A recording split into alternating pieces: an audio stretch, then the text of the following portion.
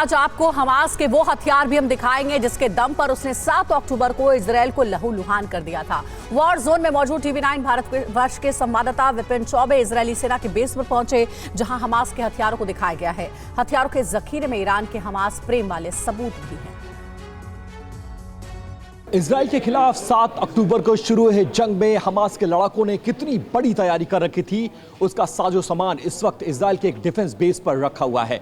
और मैं उसी डिफेंस बेस पर टीवी9 भारतवर्ष की मौजूदगी है और एक एक इक्विपमेंट्स आपको दिखाए जा रहे हैं कि हथियारों के साथ दवाइयों की कितनी बड़ी खेप लेकर ये तमाम लड़ाके इजराइल की सीमा में दाखिल हुए थे। ये हैकिंग फ्रेम्स हैं जिसकी तस्वीरें इस वक्त आप देख रहे हैं।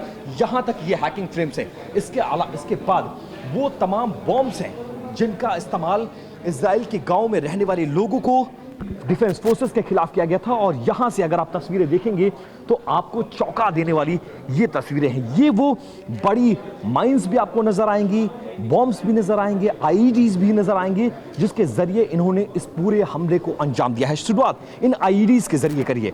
ये आईईडीज बॉम्ब है जिनका इस्तेमाल इजराइल के गांव में किया गया था। इसके बाद जो तस्वीरें मैं आपको दिखा रहा हूं, ये देखिए, ये वो तमाम आईईडीज की तस्वीरें हैं। इसके बाद जो मैं आपको दिखाऊंगा वो माइंस की तस्वीर होंगी जिसको देखकर आपके रोंगटे खड़े हो जाएंगे। ये वो माइंस है, हैवी माइंस है, जो लगभग जिस एरिया में प्लांट किया जाए वहां लगभग 500 मीटर का इलाका उड़ा पाने में ये पूरी तरह से सक्षम होता है। इसके बाद आप देखिए, ये अगर आप देखेंगे, ये ग्रेनेड्स हैं, तरह तरह के हैंड ग्रेनेड्स हैं जिनका इस्तेमाल किया गया था। ये पाइप बॉम्ब हमें बताया गया है, ये पाइप बॉम्ब है जिसका इस्तेमाल किया गया था। एक तरफ से एक्सप्लोजिव डालकर इसमें ब्लास्ट किया जा सकता है और दुश्मन को 1 मिनट में धराशायी करने में ये पाइप बॉम्ब्स सक्षम है।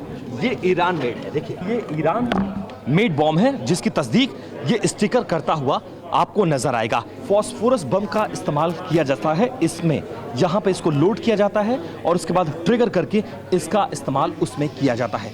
This is RPG-29। ये RPG-29 है, ये भी एक तरह का हथियार है जिसका इस्तेमाल किया जाता है। यहाँ पर इसका ट्रिगर होता है, वहाँ से एक तरफ से इसमें गोला डाला जाता है, यहाँ से ट्रिगर किया जाता है और सामने जो दुश्मन होगा वो 2 मिनट में धराशायी। इसके अलावा ये RPG-7 है, ये उसी की श्रृंखला, यहाँ से ये RPG-7 की श्रृंखला यहाँ से शुरू होगी। यहाँ वहाँ आप जहाँ नजर डालेंगे इसी तरह के हथियार हैं।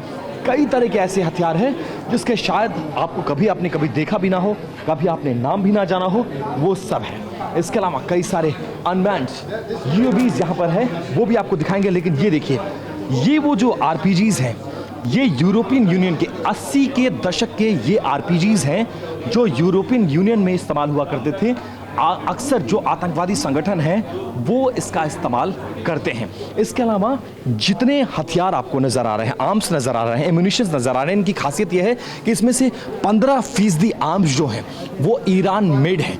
Much of the munitions here have been made by Iran, but not all. What you're finding here is a huge amount of different types of weaponry you found. What was explained to us by the major here before, that this weaponry is made from Iran, maybe some from the former Soviet Union, some from North Korea.